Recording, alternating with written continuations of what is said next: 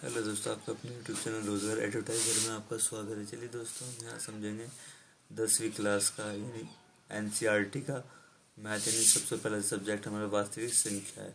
तो दोस्तों इसमें यानी एक थ्योरम होती है, कह सकते हैं यानी यूक्लिड विभाजन प्रमेय का। तो ये ए बराबर बी क्यू प्लस के आर। ए का मतलब क्या होता है दोस्तों? भाज्य। बी का मतलब क्या होता है? भाजक। क्यू का मतलब क्या होता है? भागफल। और आर का मतलब शेषफल।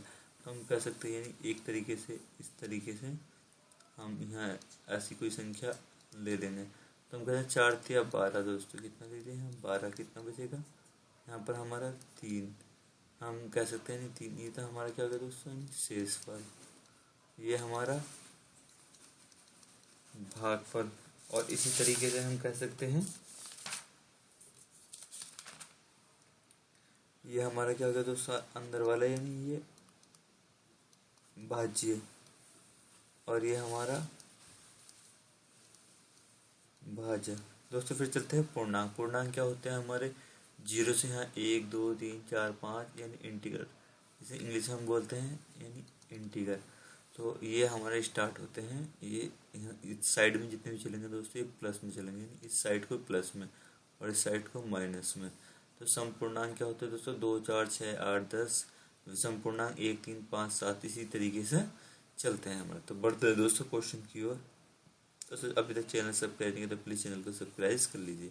तो दोस्तों उदाहरण नंबर 1 हमारा हम देख सकते हैं। तो यहाँ दे दिया गया है यानी ये इस तरीके से। तो हम दोस्तों क्या करना है? हमें यहाँ सबसे पहले क्या करना है? कुछ नहीं, यानी 12 5 7 6 का एचसीएफ यूक्लिड विभाजन एल्गोरिथम का प्रयोग करके ज्ञात कीजिए। तो दोस्तों हम मान लेते हैं नहीं, यहाँ माना ए बराबर 4 5 2। और दोस्तों ऐसे ही बी बराबर 1 2 5 7 6। तो इसमें दोस्तों हमारा क्या होगा? यानी चरण बने। क्या बनेंगे यहाँ पर? चरण फर्स्ट। तो अब हम दोस्तों इसके अंदर यहाँ सीधा सीधा इसका हमें यहाँ टेबल पढ़ना है। क्या पढ़ना है दोस्तों? टेबल। तो हम देख सकते हैं यानी कितना दे रखा है? 4052। यहाँ दोस्तों हम तो इसके अंदर पढ़ेंगे यानी 9, यानी कितनी बार जाएगा यहाँ पर देख सकते हैं दोस्तों। अब हम क्या करेंगे? यहाँ भाग करेंगे। कितनी बार जाएगा दोस्तों? यहाँ पर देख सकते हैं यानी 3 बार।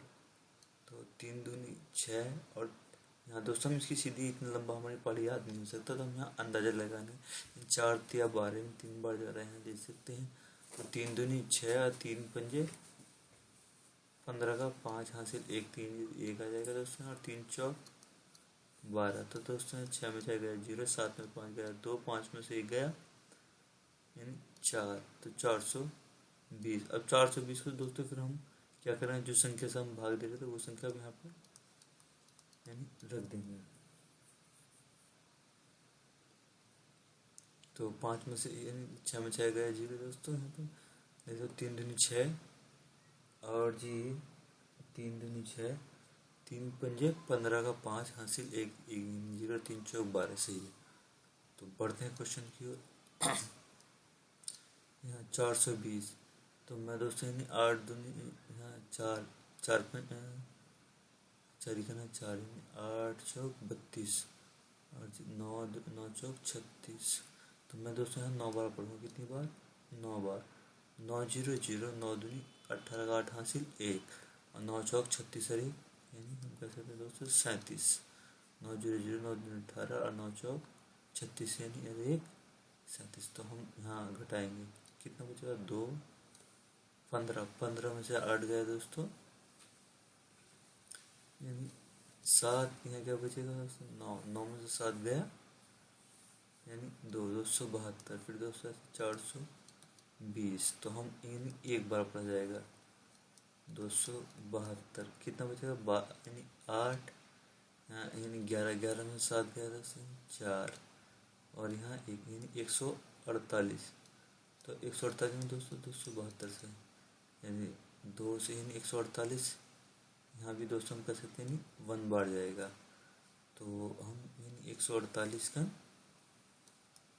148 कितना बचेगा यहाँ, 2 में से 8 गया यानी 12 में से 8 गया 4, और यहाँ बचेगा 6, 6 में से 4 गया 2 और 1, यानी 124 बच चुका है हमारे पास दोस्तों। 124 में यानी 148, तो 124 का 124 कितना बचा दोस्तों, यानी 4 और 4 में से 2 गया यानी 6, 64,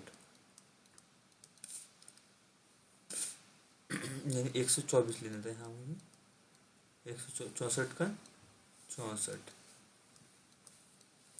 तो दोस्तों यहाँ कितना है 124, 4 में 4 गया 0, यानी 12 में 6 गया 6, तो इसी तरीके से हमें यानी 60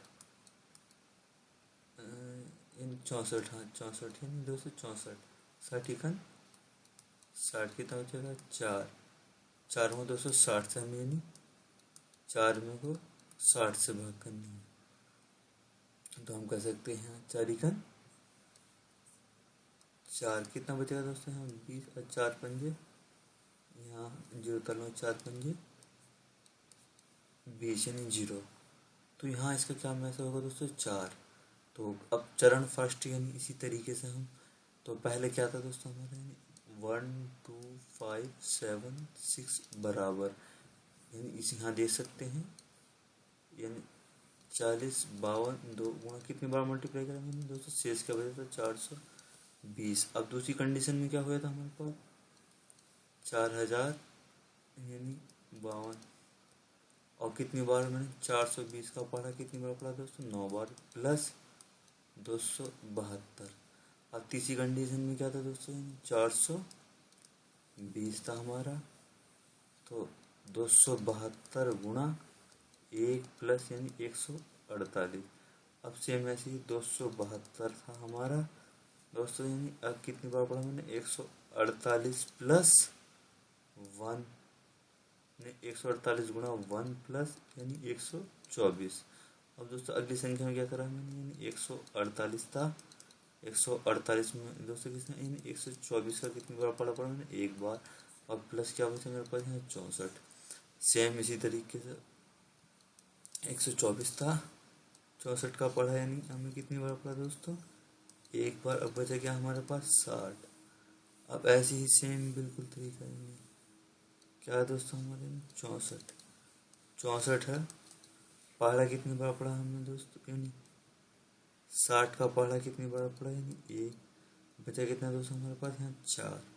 तो अब मैं कह सकता हूँ यानी 60 में इन 4 का पढ़ा कितनी बार पढ़ा दोस्तों मैंने 15 बार, और प्लस क्या बचा मेरे पास यहाँ 0। तो ये हमारा इस तरीके से सवाल हो गया है कंप्लीट, हम कह सकते हैं एक तरीके से ये हमारे क्या हो गया दोस्तों कंप्लीट। तो इनका जो जितना भी मैसेज निकल का आया, यानी दोस्तों इनके हम कह सकते हैं संख्या जो दे दी गई थी हमें एल्गोरिथम के हिसाब से, यानी मैसेज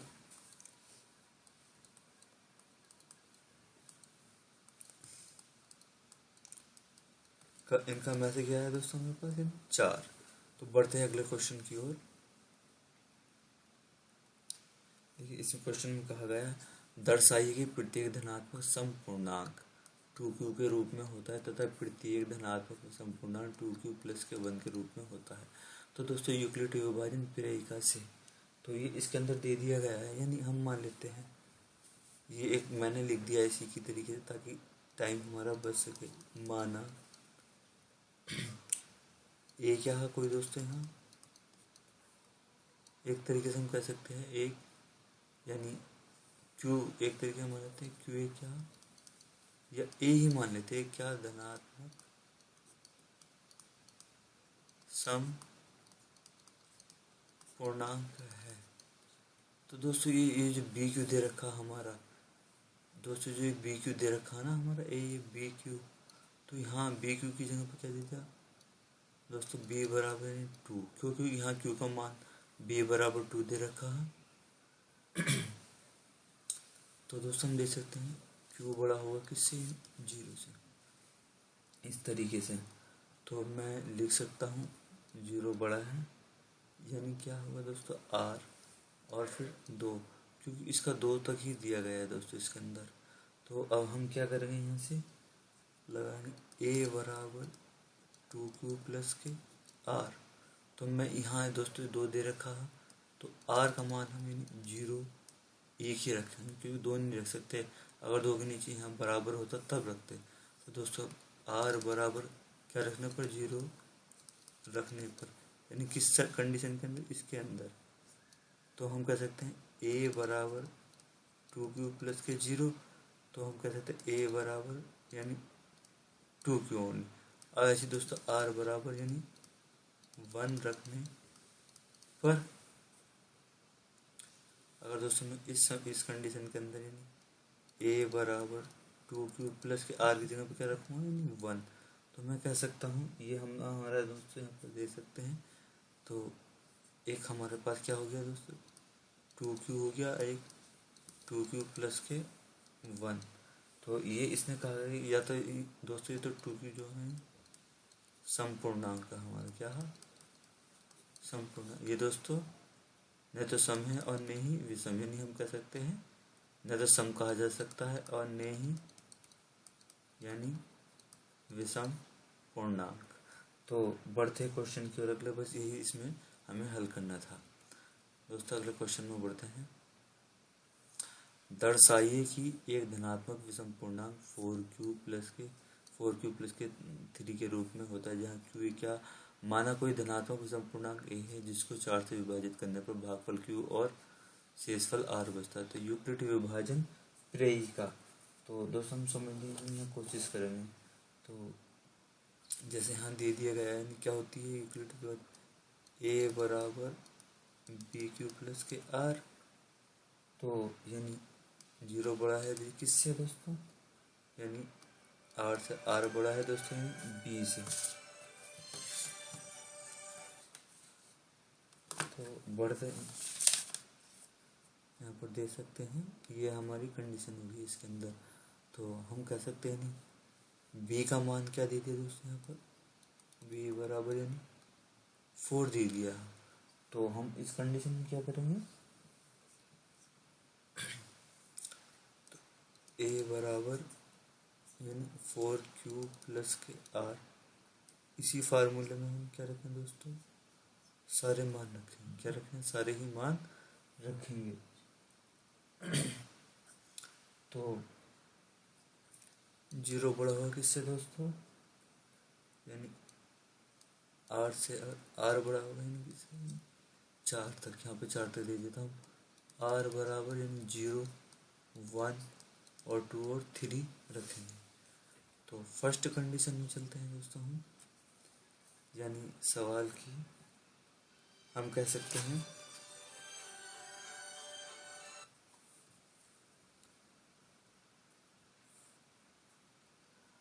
आर बराबर 0 यानी रखने पर, तो ए बराबर 4q प्लस के यानी 0। तो ए का मान क्या हो जाएगा दोस्तों हमारे पास, यानी 4q। अब दूसरी इसी तरीके से आर बराबर 1 रखने पर, तो दोस्तों ए बराबर 4q प्लस के 1 सीधा ऐसे दोस्तों आर बराबर 2 रखने पर, ए बराबर 4q प्लस के 2। तो ऐसी तरीके से दोस्तों आर बराबर 3 रखने पर, तो हम कह सकते हैं ए बराबर 4q प्लस के 3।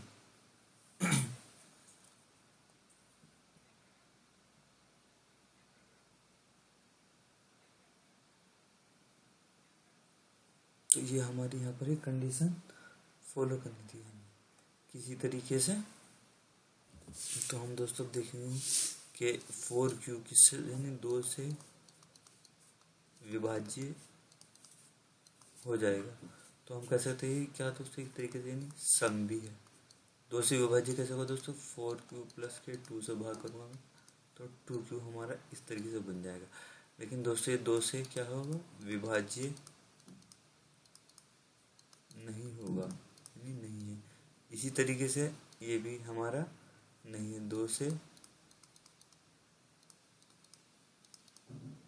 विभाज्य नहीं जो पूरा पूरा कट जाए। तो दोस्तों ये भी दोष है हमारा, सेम बेस इसी तरीके से है। तो यानी सभी में सम बन जाएगी। दो दोस्तों हम ये कह सकते हैं दो, यानी ये क्या हमारा सम है ये दोस्तों। ये सम भी कहा जा सकता है, यानी सम नहीं कहा जा सकता। ये क्या है दोस्तों, हमारी विषम है। क्या है, विषम है। तो दोस्तों जो इसके पूर्णांक बनेंगे यानी एंड में, तो हम कह सकते हैं दोस्तों यानी 4 क्यूब, और इसी तरीके से 4 क्यूब प्लस के 1 और 4 क्यूब प्लस के यानी 3।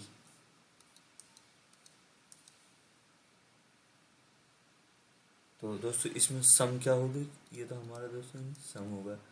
बाकी जो हमारा यानी विषम, और एक में ट्रायंगल लिखना भूल गए, जैसे हम कहेंगे 4 क्यूब प्लस के 2, तो इसे हम क्या कह सकते हैं दोस्तों यानी सम, और ये हमारा विषम। बढ़ते अगले क्वेश्चन पर, ये यहाँ तक ही समझाना था आपको दोस्तों। अब दोस्तों समझते हैं यहाँ पर, एक मिठाई विक्रेता के पास 420 काजू है। कितना काजू है, और इतनी 130 ग्राम यानी बादाम की बर्फी है, तो ऐसी निम्न ढेरियाँ कितनी बनेगी, यानी सिंपल। तो दोस्तों फिर क्या करना होगा हमें, यहाँ भी सेम बिल्कुल वही लगाएंगे आप, यानी यूक्लिड विभाजन हमें यहाँ लगाना होगा दोस्तों। क्या होता, ए बराबर बी क्यूब प्लस के आर, यानी माना ए बराबर क्या मान लिया दोस्तों हमने 130, और बी बराबर 420। तो तरीका वही है दोस्तों, बिल्कुल सेम, यानी 130 दे दिया है हमारे पास और 420। तो यहाँ में 3 बाई में मल्टीप्लाई में 3 0 0 और 3 3 9, 3 का ना 3। तो दोस्तों कितना बचा, 0 9, यानी 12 में से 9 गया 3, और यहाँ 30। तो हम दोस्तों यहाँ पर दे सकते हैं यानी 130। तो मैं 30 दिया 90, और 30 यानी 4 बार 4 0 0 4 दिया 12।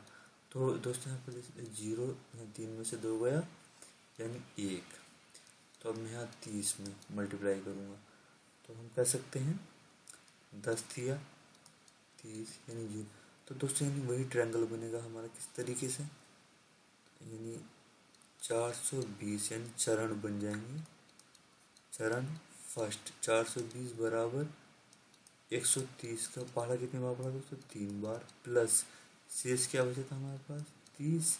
अगली फिर यही कंडीशन चरण सेकंड। तो दोस्तों 130 यानी हमारे पास था 130 का पढ़ा कितनी बार पढ़ा हमने यहाँ 4 बार। अब प्लस शेष क्या बचा हमारा यानी 10।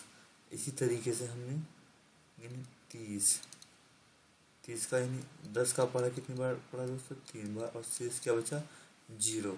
तो इसी तरीके से हम इसमें मिठाई जमा सकते।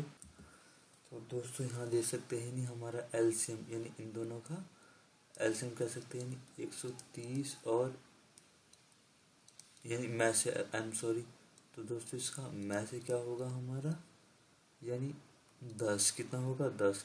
तो यानी हर एक मिठाई के लिए, यानी हर एक मिठाई की जो थाली है कितनी लाइन बनानी पड़ेगी दोस्तों 10 लाइन बनानी पड़ेगी। कितनी 10 लाइन। दोस्तों चैनल सब्सक्राइब करना ना भूलें। यहाँ तक के लिए धन्यवाद।